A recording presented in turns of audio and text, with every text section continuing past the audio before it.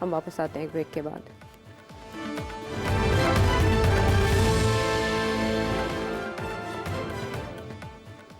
Welcome back. मकामी politics की भी कुछ बात कर लेते हैं, जिसमें पॉलिटिकल इंस्टेबिलिटी, इसकी ज़िम्मेदारी किस पर आयद होती है, ये तो एक बहुत बड़ी बहस है। लेकिन इससे राना सनाउल्लाह साहब ने थोड़ा समेट दिया। उनकी स्टेटमेंट ये बता रही है कि एक ही वजूद है जो पाकिस्तान में सियासी अदम इस्तेहकाम के सबब है, और वो है इमरान खान साहब का वजूद। मीनवाइल उन्होंने ये भी कहा है कि इमरान खान साहब का वजूद, जी इमरान खान का वजूद सियासी अदम इस्तेहकाम की ज़मानत है, या वो निशानी कहना चाहते थे, बेसिकली ज़मानत का लफ्ज़ उन्होंने कह दिया कि ये अलामत है उसकी। इसके अलावा वो ये भी कह रहे हैं कि पीपल्स पार्टी हमसे पहले पीटीआई से इत्तेहाद करना चाहती थी, लेकिन बानी तहरीक इंसाफ किसी का वजूद तस्लीम करने को तैयार नहीं है। यानी पहले उन्होंने खुद स्टेटमेंट दी कि उनका वजूद है, और फिर वो कह रहे हैं कि वो किसी का वजूद नहीं मान रहे। तो असल में किसका वजूद है प्रॉब्लम सारे पॉलिटिकल इंस्टेबिलिटी की? एक्चुअली वजूद तो मसला तो खान साहब का है ना, क्योंकि खान साहब ही हैं जो कि कहते हैं इन सबको वाइप आउट कर दो। ये लोग तो, इन्होंने किसी ने एक दूसरे के खिलाफ ये कभी नहीं कहा था, पीपल्स पार्टी ने या इनने, कि इसको ख़त्म ही कर दिया जाए। लड़ते झगड़ते थे, समंदर में फेंक देंगे, ये कर देंगे, वो कर देंगे, वो चलता है, या घसीटेंगे। हाँ घसीटेंगे। ये तो नहीं कहा कि जी इसका वजूद ही ख़त्म कर जी।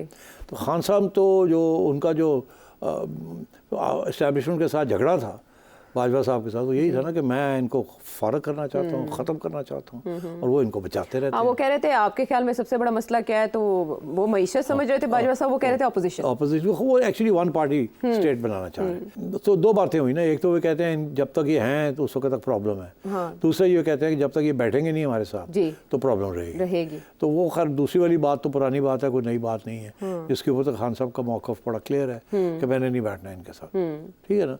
अब तो ये भी कहते हैं मैंने एस्टैब्लिशमेंट के साथ नहीं बैठना, फिर दूसरे दिन कहते हैं मैं तैयार हूँ, बात तो करें। तो खैर अब ये जो है ना, इसको मिसअंडरस्टैंडिंग इससे ज़रूर होगी कि राना साहब बेसिकली क्या कह रहे हैं। और फिर इन्होंने ये भी इस किस्म की कोई बात की है कि जी 6 माह के अंदर अंदर कुछ पता चल जाएगा, या इधर 6 माह साल तक इनके हवाले से फैसले हो जाएंगे। दूसरी तरफ इमरान खान साहब कह रहे हैं मैं 6 माह तक बाहर आ जाऊंगा जेल से। तो ये दोनों की टाइमलाइन में इतना बड़ा फर्क। हाँ जी, वो 6 माह तक कह रहे हैं, ये हुकूमत भी चली जाएगी 6 माह तक, और मैं भी बाहर आ जाऊंगा, और राना सनाउल्लाह साहब कह रहे हैं 6 माह साल तक। तो फिर इसका मतलब है कि कोई ना कोई फैसले तो करने पड़ेंगे ना एस्टैब्लिशमेंट को। तो फैसले तो उनके हाथ में है, खान साहब के हाथ में तो नहीं है, वो तो बैठे हुए हैं, वो तो बैठे रहेंगे।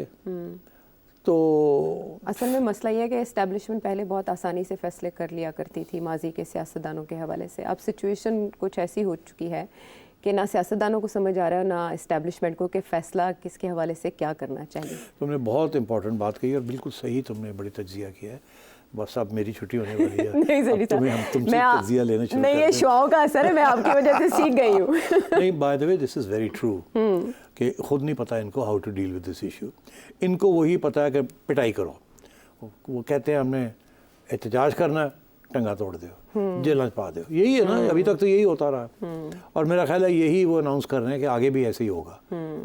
इसीलिए इंटीरियर में ले गए ना मोहसिन नकवी साहब को जी। तो अब, और उधर से पीटीआई वाले कह रहे हैं हमने सबसे पहला जलसा ही जो है वो हम एहतजाजी जलसा जो है वो हम इस्लामाबाद में करना चाह रहे हैं। इस्लामाबाद में ऐसे ही है 20 मार्च को। हाँ, तो एक नई मुहिम चलाना चाह रहे हैं। तो टेस्टिंग 1 2 3 तो होने जा रहा है ना अब।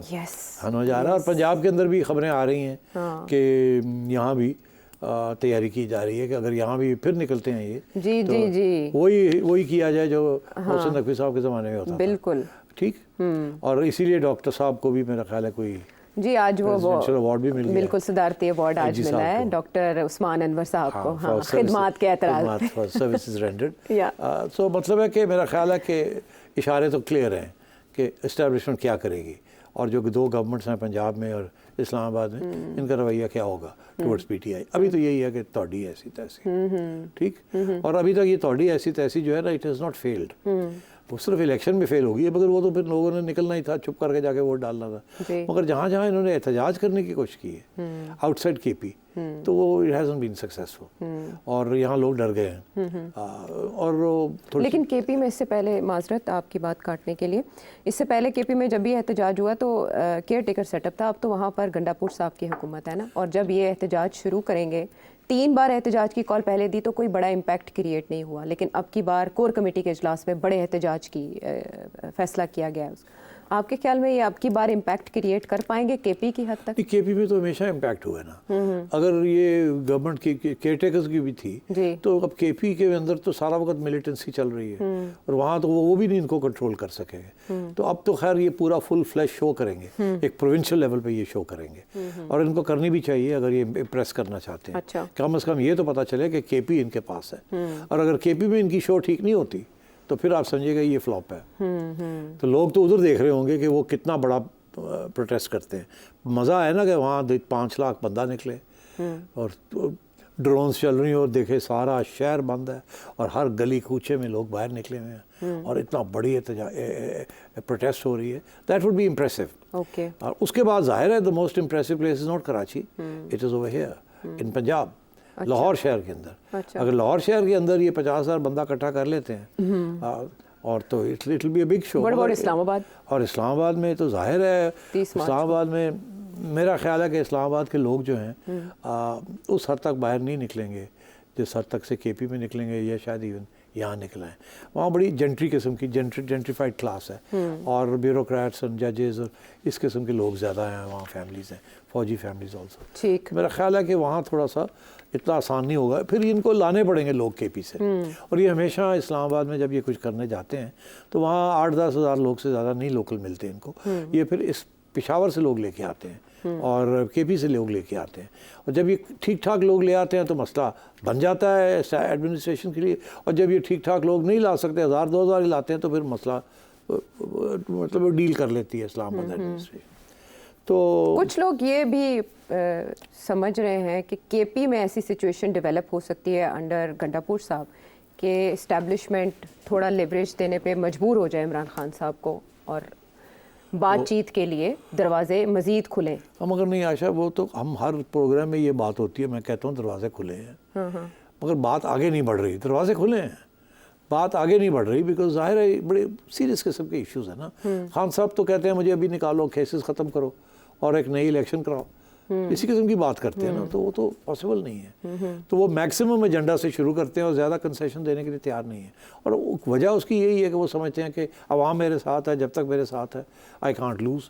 तो ये 1 साल रह गया, 1 साल और के बाद जबकि नया इशू बनेगा एक्सटेंशंस का और ये, तो फिर देखा जाएगा क्या होता है और क्या नहीं होता। ठीक। तो वो तो इस किस्म की उम्मीद लगा के रखे हुए हैं। सो मैं ये समझता हूँ कि ये जो अब एहतजाज करने जा रहे हैं इट विल डिपेंड कि ये कितना बड़ा एहतजाज कर सकते हैं कि नहीं। मेरा ख्याल है पंजाब के अंदर और इस्लामाबाद में इनको इजाज़त नहीं मिलेगी और अगर ये वायलेट करने की कोशिश करेंगे तो फिर काम पे टांगेंगी। वो दैट्स द पॉलिसी। हाँ, वो तो एस्टैब्लिश पॉलिसी हो गई है। चलें, ये तो पाकिस्तान तहरीक इंसाफ के लिए एक बड़ा चैलेंज आगे मुंतज़र है। केपी के हद तक आसानी होगी लेकिन लाहौर या इस्लामाबाद में इतने बड़े पैमाने पर एहतजाज करना कि वो सबको चौंका दे मुश्किल होगा। कीपिंग इन माइंड के पंजाब में हुकूमत किसकी है और हमारे वफाकी वज़ीर दाखिला कौन हैं और माजी उनका कैसा रहा है जब वो पंजाब के निगरान वज़ीर आला थे। हम वापस आते हैं एक ब्रेक के बाद।